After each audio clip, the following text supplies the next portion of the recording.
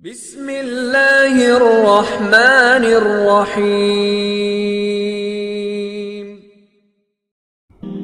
بسم اللہ الرحمن الرحیم۔ السلام علیکم ورحمۃ اللہ وبرکاتہ۔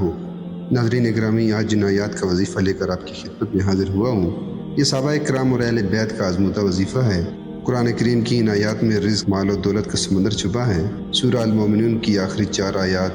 ناظرین محترم، سب سے پہلے آپ میرے ساتھ مل کر ان آیات کی ایک دفعہ تلاوت سن لیں، اس کے بعد ان آیات کی فیض و برکات اور اس عمل کے بارے میں تفصیل سے بات کریں گے۔ اس لیے آپ سے گزارش ہے کہ ویڈیو کو آخر تک ضرور دیکھیں۔ پہلے ان آیات کو سماعت فرما لیں۔ اعوذ باللہ من الشیطان الرجیم، بسم اللہ الرحمن الرحیم۔ افحسبتم انما خلقناکم عبثا وانکم الینا لا ترجعون فتعالى اللہ الملک الحق لا الہ الا هو رب العرش الکریم ومن يدعو مع اللہ الہا آخر لا برہان له به فإنما حسابه عند ربه إنه لا يفلح الكافرون وقل رب اغفر وارحم وأنت خیر الراحمین۔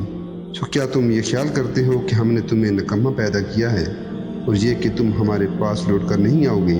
سو اللہ بہت ہی عالی شان ہے جو حقیقی بادشاہ ہے، اس کے سوا اور کوئی معبود نہیں، عرش عظیم کا مالک ہے۔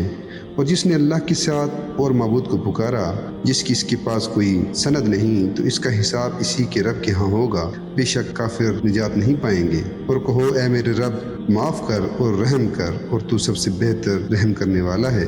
ناظرین محترم، ان آیات میں مال بہت ہے، دولت بہت ہے، رزق پر برکت بہت ہے، اور یہ رزق کو کھینچتی ہے۔ مجھے ایک صاحب کہنے لگے کہ میں تو بیماریوں کے لیے اس کو پڑھ رہا تھا، میں تو بیٹھے بیٹھے ہی مالدار ہو گیا، میری نسلوں میں بھی کبھی مکان نہیں تھا، 3 مرلے کا مجھے مکان مل گیا۔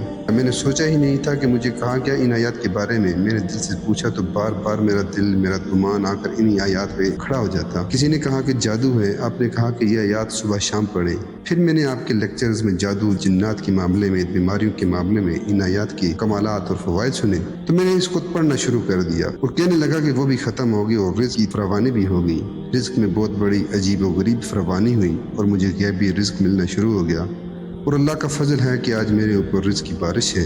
صحابہ کرام فرماتے ہیں کہ جب کسی سفر میں ہم جاتے تھے اور اس آیت کو پڑھتے تھے تو ہم مال غنیمت بہت مل جاتا تھا۔ اور بعض اہل بیت کی زندگی کے تجربات میں یہ بات کہ جب اس آیت کو ہم پڑھتے تھے تو اللہ پاک رزق کی فراوانی بہت کرتا تھا اور راستے میں کشادگی ہوتی تھی، مثلا پانی کا چشمہ مل جاتا تھا، درختوں کی چھاؤں مل جاتی تھی، سواریوں کے لیے گھاس وغیرہ مل جاتا تھا، اور چیزیں مل جاتی تھی، اور ہم بہت سکون اور سہولت سے رہتے تھے۔